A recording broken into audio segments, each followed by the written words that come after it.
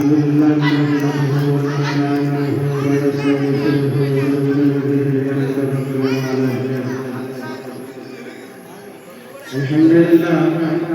সমস্ত প্রশংসা সেই আল্লাহর পাকের নারায়ণের দরবারে যে মহান আল্লাহ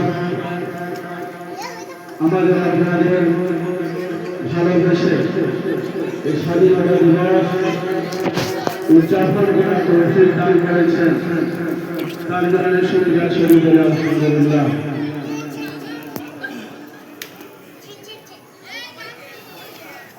সকলের আমার আন্তরিক ভালোবাসা ও শুভেচ্ছা।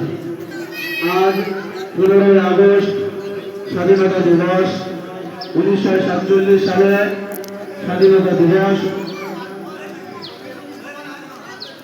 আমাদের রক্ত দিয়ে ওলামায়ে কেরাম বহু শহীদ হয়েছিলেন। আজ সেই স্বাধীনতা দিবসের দিন।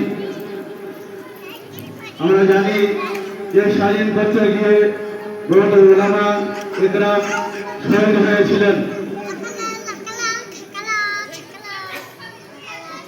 তাই আমরা তাদের স্মরণার্থে এই ভারতবর্ষের বুকে আমরা তাদের পরিশ্রমের মেহনতে আমরা আজ এখানে বসবাস করতে পারছি।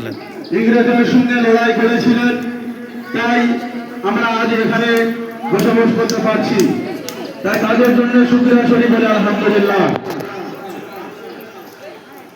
আজ ভারতবর্ষের সরকার এই মুসলমানদেরকে মিটিয়ে দেওয়ার জন্য চক্রান্ত চালাচ্ছে।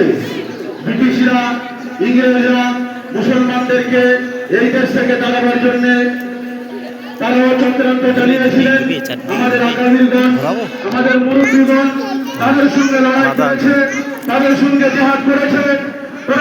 করার ফলে আজ ভারতবর্ষের বুকে আমরা মুসলমান স্থান পেয়েছি।